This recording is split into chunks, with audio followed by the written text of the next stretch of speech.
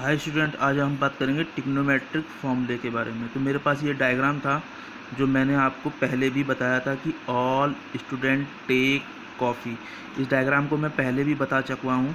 तो अब मेरे इस डायग्राम को तो आपको पता ही होगा, तो इस डायग्राम को तो आपने देखा ही होगा। तो अब हम क्या चलेंगे, एक राइट एंगल ट्रायंगल है मेरे पास जिसमें ये थीटा है, ये 90 है, 90 माइनस थीटा है। मुझे पता है कि एक ट्रायंगल का जो सम होता है वो 180 डिग्री होता है, तो इसीलिए थीटा 90 और 90 माइनस थीटा आया। ये कैसे आया आप चेक कर सकते हो कि तीनों का सम कितना होता है 180, और तीनों को रखोगे angle A plus angle B plus angle C equals to 180, तो 180 इजिकल्स टू 180 आ जाता है। ये आपको पता होना चाहिए इसके बारे में, ये 90 माइनस थीटा कैसे हुआ। ये थीटा है, ये 90 है और ये 90 माइनस थीटा है। अच्छा, मैंने ये x ले लिया, ये मैंने y ले लिया क्योंकि ये x एक्सिस पे जा रहा है, ये y एक्सिस पे जा रहा है, ठीक है। अच्छा, अब थीटा के जस्ट सामने ये क्या होता है, परपेंडिकुलर, और 90 के जस्ट अपोजिट क्या होता है, हाइपोटेन्यूज। मुझे बताएंगे ना थीटा के जस्ट अपोजिट क्या होता है, परपेंडिकुलर, 90 के just opposite hypotenuse and base. अच्छा, मुझे पता है कि साइन थीटा क्या होता है, sine theta perpendicular upon hypotenuse होता है। साइन थीटा क्या होता है, परपेंडिकुलर अपॉन हाइपोटेन्यूज। तो परपेंडिकुलर मेरा कितना है y, तो मैंने y रखा, हाइपोटेन्यूज को मैंने ऐसे ही रखा, तो साइन थीटा मेरा क्या हो जाएगा y ओवर x, तो मेरा ये फर्स्ट इक्वेशन आ जाएगी।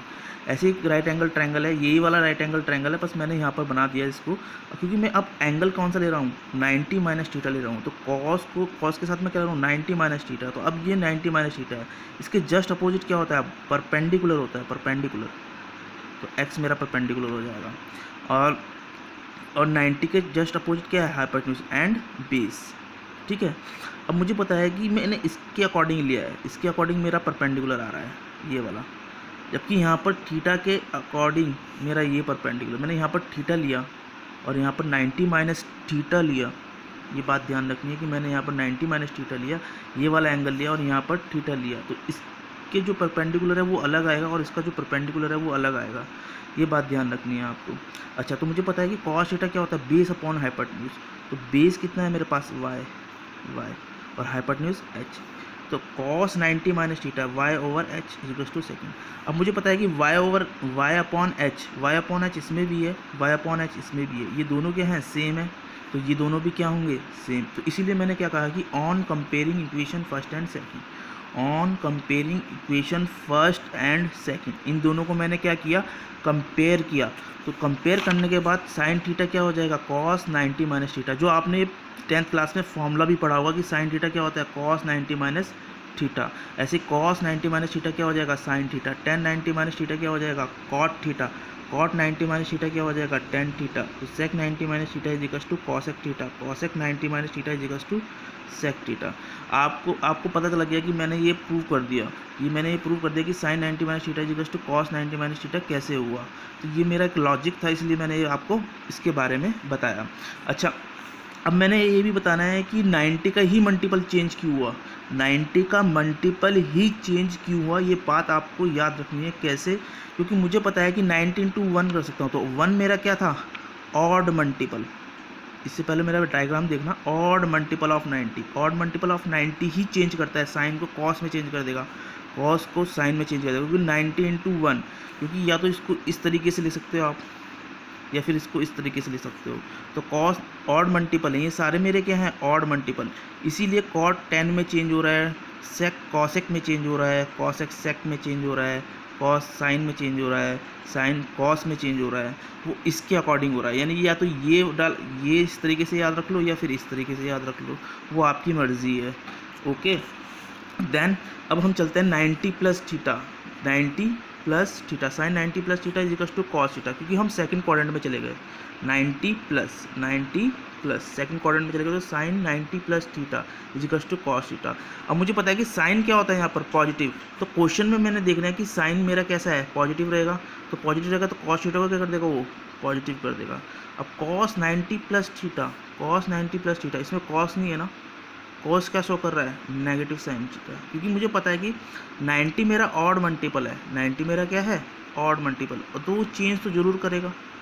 90 वाली चीज़, 90 जो ऑड मल्टीपल है वो चेंज करेगा, तो कॉस को साइन में तो चेंज करेगा पर नेगेटिव साइन छोड़ेगा। क्यों? क्योंकि यहाँ पर कॉस है ही नहीं, क्योंकि मुझे क्वेश्चन के अकॉर्डिंग देखना है, ये ध्यान रखना है, क्वेश्चन के अकॉर्डिंग है, क्योंकि यहाँ पर क्वेश्चन में कॉस नहीं है, कॉस नहीं है, तो कॉस 90 प्लस थीटा चेंज करेगा साइन थीटा में, पर नेगेटिव साइन शो करेगा। क्यों करेगा? क्योंकि यहाँ पर है ही नहीं।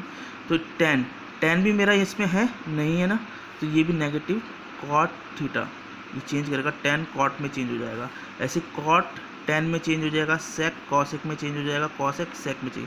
पर ये नेगेटिव चारों में कैसे पता चला कि ये चारों में आया? बस हमें क्वेश्चन के अकॉर्डिंग देखना है कि कॉस, टेन और कॉट और सेक इस क्वाड्रेंट में है या नहीं है। 90 प्लस थीटा में देखना है, इसमें नहीं देखना है, ध्यान रखना है 90 प्लस थीटा, क्योंकि 90 प्लस थीटा यहाँ से आया।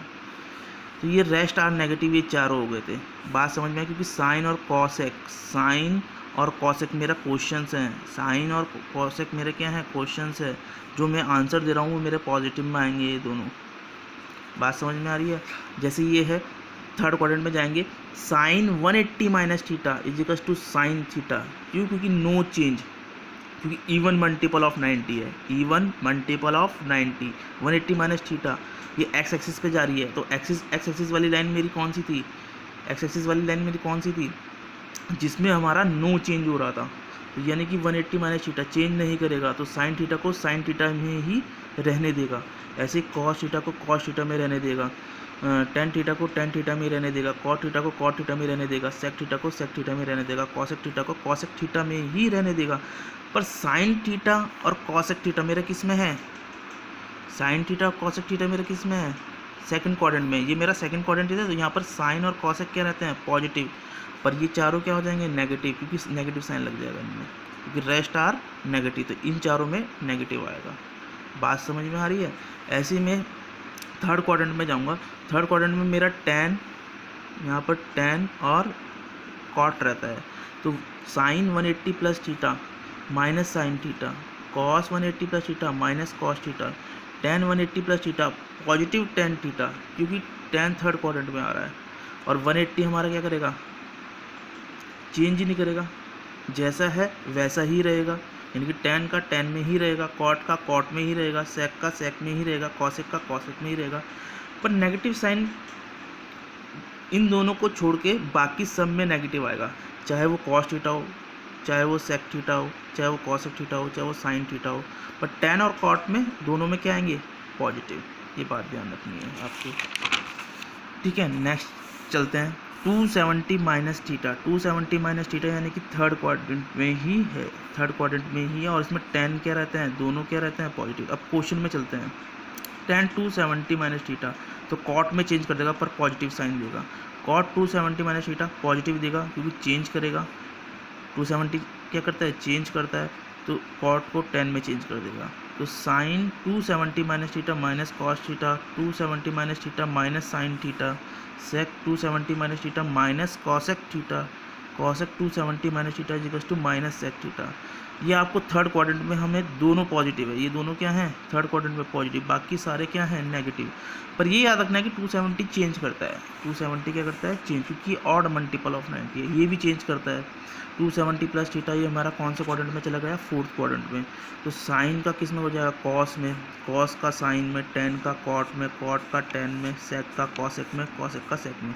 अब अच्छा, अब ये याद रखना है कि मेरा फोर्थ क्वाड्रेंट में चला गया, फोर्थ क्वाड्रेंट में, ध्यान रखना फोर्थ क्वाड्रेंट में, फोर्थ क्वाड्रेंट में कॉस और सेक पॉजिटिव रहता है। पर ये क्वेश्चन के अकॉर्डिंग मैंने बताया, क्वेश्चन के अकॉर्डिंग, इनकी कॉस 270 प्लस थीटा मेरा क्वेश्चन है, और मेरा कॉस यहाँ पर पॉजिटिव है ना, तो ये इसको पॉजिटिव रखेगा, आंसर इसको पॉजिटिव रखेगा।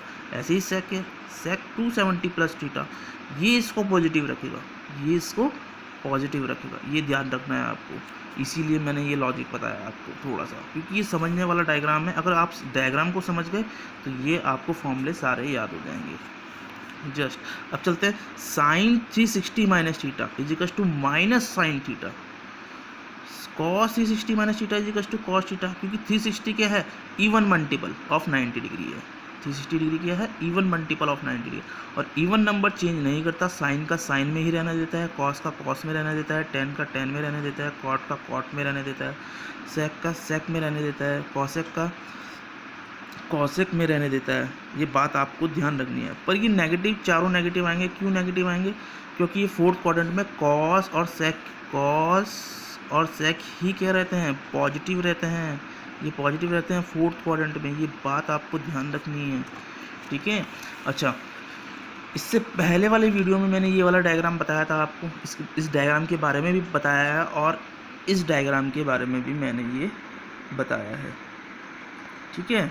इस डायग्राम के बारे में भी मैंने बताया है, और ये पूरा मैंने बताया है, पूरी डिटेल में मैंने आपको इससे पहले मेरी वो जो वीडियो है उसमें आप जाके देख सकते हैं। ये मैंने इसके बारे में पूरा समझाया है। तो ये वीडियो आपको देखना है कि ये मैंने डायग्राम कैसे समझाया है। जैसे समझाया है, ये सारे फॉर्मूले आपको याद हो जाएंगे जो मैंने अभी आपको बताए हैं। ओके।